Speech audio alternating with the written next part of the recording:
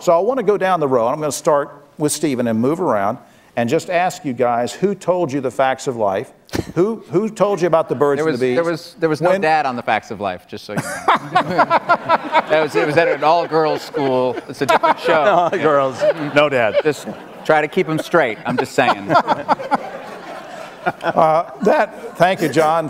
John is our historian for Thank you, John, for that. I want to start with Stephen. Tell us who told you the facts of life, the birds and the bees. Was it your dad? Did you learn it on the street? What age were you? What was the circumstance? Stephen Collins. I think I was 11 or 12, and my father, I know that he was prompted by my mother. He was sort of dutifully said, okay, we have to have a very serious talk. And I sort of figured out what it was going to be before it happened, we went into, I remember we went into the guest room and he sat down in a chair, and then he spoke for about 15 minutes, and what I heard was,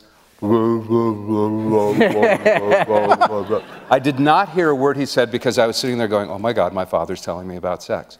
And not a word penetrated. I had to learn it all the hard way at later times. So Michael?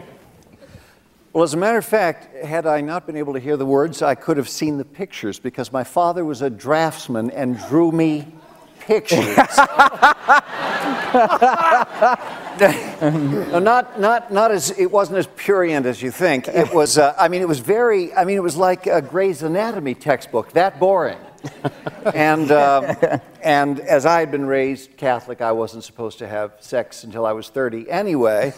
So the boredom was fine for many, many years. But I learned from my dad. All right, Reggie? I'm still trying to find out. That's the secret. I would ask my father questions, and he would look at me and say, "What's wrong with you?"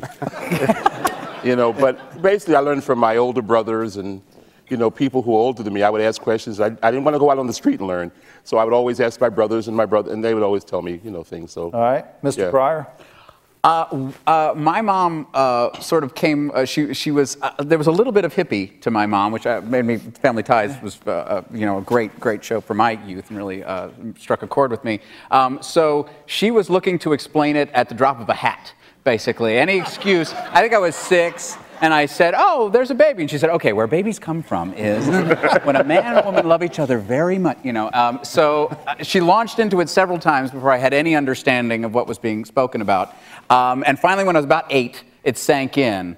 And I went around telling everybody, but for some reason, I think, because I was an 8-year-old, so I was given a bit of information that no other 8-year-olds had. So I was very important in the neighborhood for a short period of time, and I enjoyed that. But I misunderstood to this day. Well, not to this day. I mean, obviously, I got it eventually. But other kids who knew me at the time said, yes, you told everybody that the man puts his finger in the lady's belly button.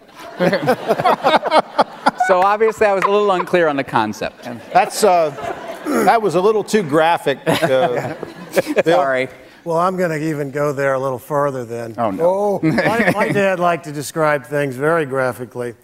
I remember when I was about 16 years old, and I wanted to talk to my dad. I had heard this term, premature ejaculation. And I thought I was the only guy on earth that had this problem. So on a Saturday morning, my dad was going downtown to pick up some mail at his office, and I said, "Can I go with you, Pop?" He goes, "Yeah, sure." And it took me a long time. Now I could talk to my dad about anything, but I finally said, "Dad, I think I've got this problem." He goes, "Well, what's the problem, son?" I go, "I think I'm a premature ejaculation." And he looked at me and he goes, "Oh, son, you don't have to worry about that." He goes, "Oh, hell, I used to go off on the nest all the time." That was the expression. But I have to say, okay. Wow. But to be able to talk to your father and to have him tell you something, you have no idea how relieved I was. And you know what? To this day.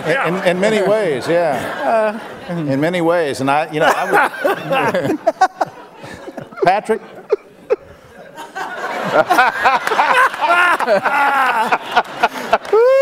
It's a hard one to follow. I'd like to call a friend.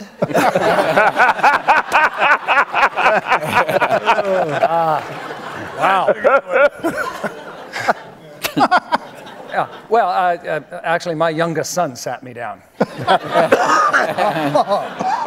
He wanted no one else in the will, and that was, he said, I don't remember, actually. You don't remember? It was one of those things where it wasn't important to me, until I was 3 or 4, and by then I knew everything.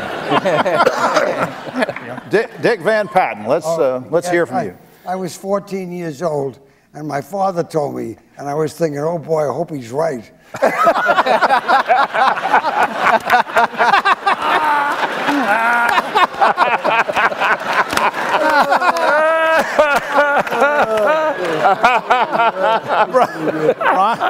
Brian? Oh, what an interesting, provocative question to ask, right? And how ironic that I find myself seated between a couple of dicks.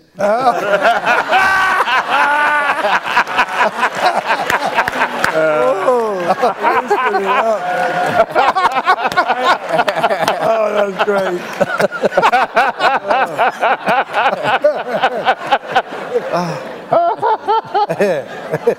I seem to remember piecemealing my education through Playboy magazines and native women from National Geographic. All right, and finally, we want to hear from Mr. Dick Van Dyke on this important question. How did you learn about the facts of life? I didn't know what puberty was till I was almost past it. a lot from Sears and Roebuck catalogs. Remember those? Sears and Roebuck? Yeah. I thought that was a hardware magazine. Not in those days. Actually, my wife told me most that I know.